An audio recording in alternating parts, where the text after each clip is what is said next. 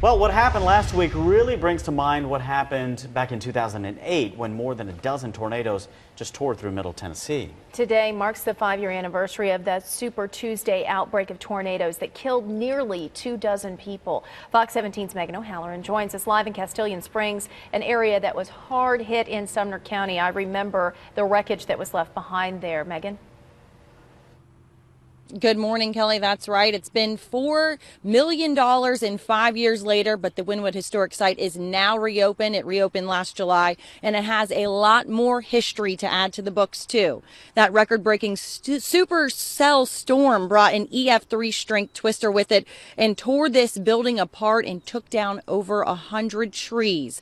The Wynwood Inn was just one of hundreds of homes and businesses in the path of destruction that killed 22 people in Sumner, Trousdale, and Macon counties. That powerful tornado moved through Castilian Springs on a track of 51 miles with winds ranging from 110 to 140 miles and causing damage 3/4 of a mile wide. After surveying the damage, the National Weather Service called it the deadliest single tornado in Middle Tennessee in nearly 75 years. And as you can see, 5 years later, things have returned to normal, though folks did have a minor setback with the devastating storms that we saw last week that also brought more than a dozen tornadoes to the area. We're live in Castilian Springs this morning. Megan O'Halloran, Fox 17 News.